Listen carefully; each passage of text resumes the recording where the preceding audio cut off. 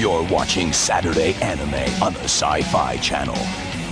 Another thing that I think is interesting, in an interview, Satoshi Kon was asked if he thought Perfect Blue, the film, would work if the main character was male. And he said yes.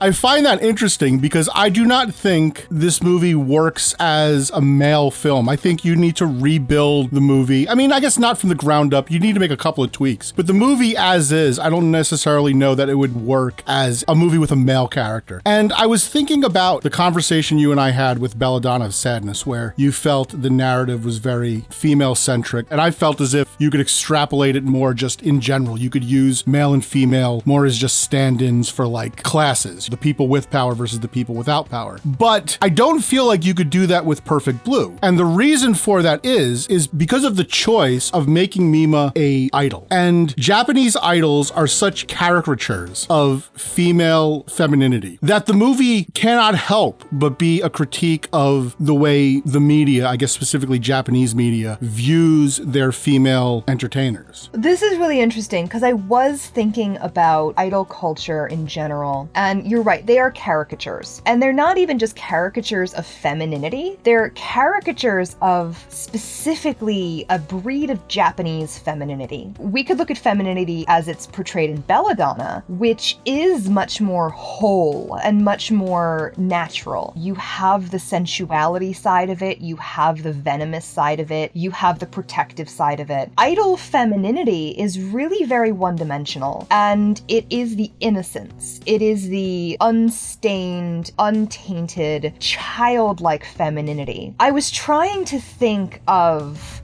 whether there was any other applicable reference for that maybe today, because idol culture is a very niche thing at this point. Unless you've seen a documentary like Tokyo Idol, it's gonna be maybe a little unreachable for any person off the street coming in to watch this film. And the only thing I could go to was like K-pop bands. I've seen some real creepy stuff around like BTS fan groups and whatnot. So like in the book, they talk a lot about the fan club dynamic and how you have these fans that know everything about an idol's schedule, what time they rehearse, what studios they go to, what TV performances they're on, exactly what time they begin, exactly what time they end, when they'll be taking their taxi. They know everything except their home address. And as a person in the world today, I go, oh, that's really creepy, you know? But it's just part of feeling close to this person and feeling like you know them intimately, even though you don't. And that's actually where most of the conflict of this story comes from, in a real literal manner at least. And then I'm thinking about, you have that today in a lot of these probably actually more female fans of these male superstar groups, where it's like, I know their personality, I know all their favorite things, I know how they grew up, I know their siblings' names, I know what neighborhood they live in, I know what they do, where they do it, how they do it, what sports they play, everything about them except for them. They don't know them. And you have this disconnect between the image and the person. So you have Mima, the idol star, who is the innocent feminine child. Even like in the book, they go through some of her singles and she has a song called Innocence Forever. It's all this stuff like that where it's like she's performing with cherry blossoms swirling around her and like all of these hallmarks of very innocent femininity. And then you have Mima, the girl. She had a boyfriend and she gets instant ramen noodles at the convenience store down the street, and she hangs out with her friend slash assistant and they watch anime together. And like you have all of these unseen aspects of her that her fans don't know about. There's a scene in the book at least where her creepy obsessed fan corners her rival Eddie, and Eddie has a photograph in her purse of Mima and her ex-boyfriend, and she's planning to release this photograph to the newspapers so that they will slash her innocent image once and for all. Like, see, she's had a boyfriend, she's not innocent. And the stalker finds this photo and his heart just plummets because he realizes, well, if she's had a boyfriend, she must not be a virgin anymore, and my entire picture of her is false. And it is this really remarkable moment of that cognitive dissonance setting in, where you realize that knowing somebody's schedule, knowing their image, knowing their professional career accomplishments doesn't mean you know anything about them. So in that way, I do think there are some parallels. You could put a male character in here, maybe if he's part of like one of these boy bands or something like that, and substitute those fans for girls. Perhaps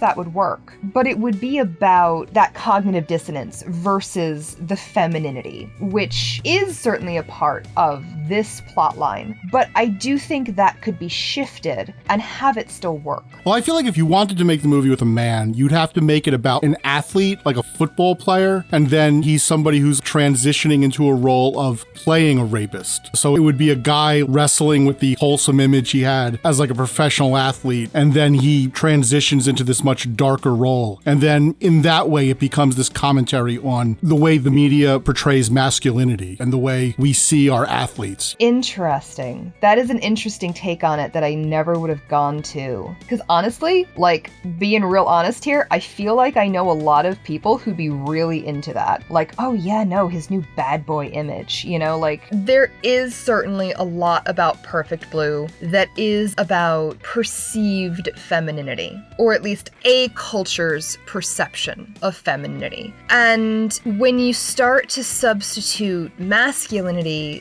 there's a world of departure. There's totally opposite things, you know, that are considered masculine and would need to be explored in that way. I guess what I'm trying to preserve is this idea of obsession, the idea of that perception being stolen from somebody, which I think might actually be much more difficult to do with a masculine character. I don't really know of a scenario where I could see the outrage that would be sparked in a man's image change or career change that would necessarily spark the same outrage as like a child singer becoming a sleazy movie actress or even a slightly more risque pop star. That's a very specific breed of outrage that happens, and that's across cultures. Like you were saying, how the book is very much steeped in idol culture. The movie, to some degree, is basically equating idols with strippers and sleazy made-for-video actresses, especially when we're doing these juxtapositions between the two scenes. As far as the movie is concerned, the movie is basically saying these women who are these idols are being exploited the same way a sex worker might be exploited. Yeah, I do think if you just grew up watching Morning Musume and like these other highbrow idol stars, that's a huge stretch for your imagination to comprehend. But then you go watch something like Tokyo Idol and see for every girl in Morning Musume, there's probably 100 that ended up as a porn actress or, you know, something much more low on the cultural totem pole, just because it's really a 1 in a million shot. And you only have that image for a brief amount of time. I mean, even Morning Musume, they recycle those girls every couple years or so, you know, like they don't stay in there very often. Even in the book, they mention a few times, they'll point out idols that she interacts with or whatever, and they'll say things like, the newspapers say she just turned 16, but Mima knew that she was at least 3 years older than that. And it's like this like snarkiness around innocence, childhood. You can't be 25 and pretending that you're 16. There's definitely an avenue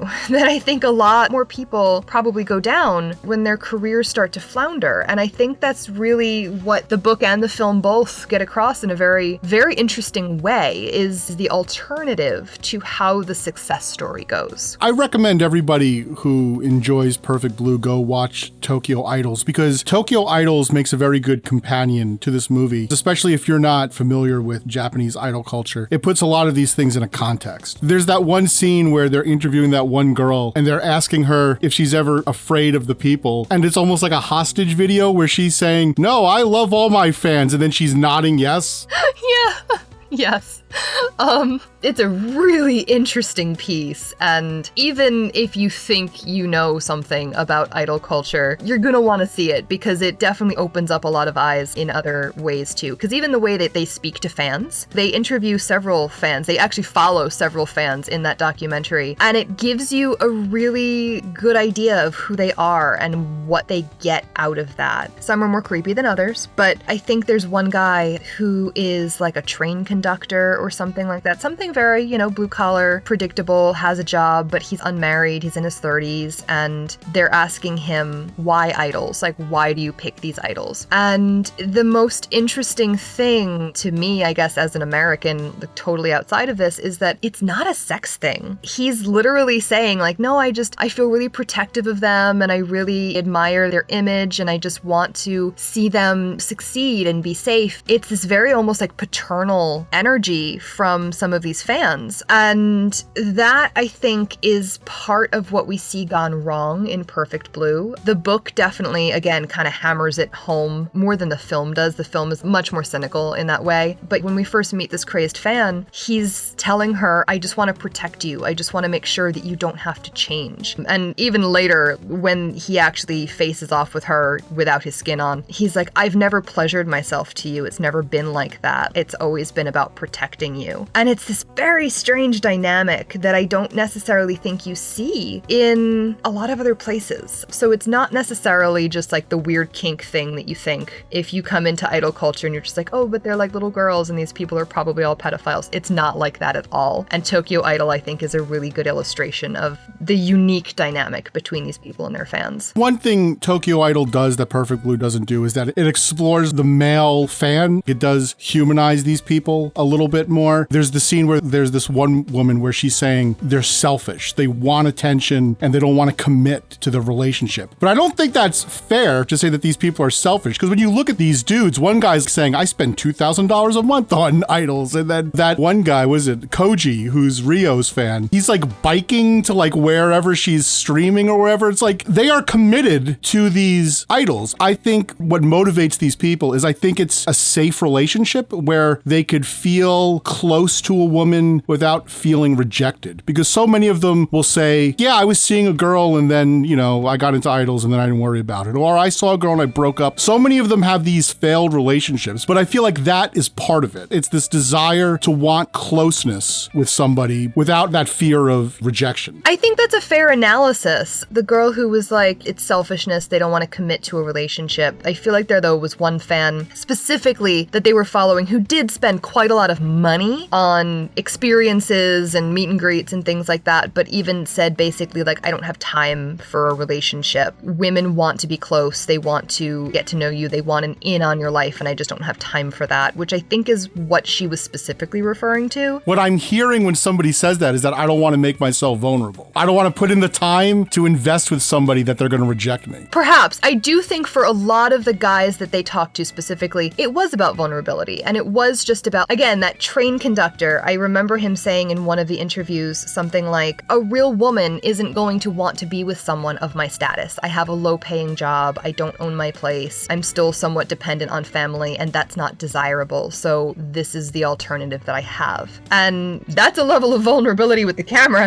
that you have to respect. This is a guy that knows his standing in society and is working with it to still fulfill whatever needs that he clearly has. There is an element of that as well, I think, in a lot of these. But it always has surprised me in a lot of, especially Japanese subcultures, where sex isn't necessarily the driving force behind a lot of things. I grew up in the Gothic Lolita subculture scene, and it's definitely one of those things where it's like, it's not a sex thing. You could look at that and say, no, this is a fetish, and it's not. So idol culture isn't just a bunch of guys lusting after little girls. They do seem to have some reciprocation there. Watching that documentary, at least, I definitely saw some parallels between like the OnlyFans style model of interaction that is certainly exclusively about sex most of the time, but in that same way of like, you're looking at a lot of people who probably wouldn't be able to be that vulnerable or achieve that level of intimacy with somebody that isn't necessarily outright entering into it with that agreement. And certainly once you tie money into it, once you're buying merch, once you're subscribing to streams, all those things, you are guaranteeing a level of reciprocation that you wouldn't necessarily be guaranteed in an organic relationship. So I think coming back to Perfect Blue, a lot of the dynamic that we're seeing here, and even Mima's Room fans and things like that, these are people that believe they are entitled to a certain level of reciprocation, that by paying these subscription fees, by buying this merch, they are entitled to some say over what her image is, over what her career is, over how she displays herself for fans. And that's where you come up against these problems of, in order to survive in this industry, I need to make a pivot, and the fans are not necessarily going to be receptive to that because they have paid into a model that you have now deemed outdated. And I think that's where a lot of this conflict uniquely comes from. It could easily, I think, be remade today with like an OnlyFans style plotline of some kind where, you know, you have a girl maybe looking to shift her image and her paid subscribers saying this is not going to fly.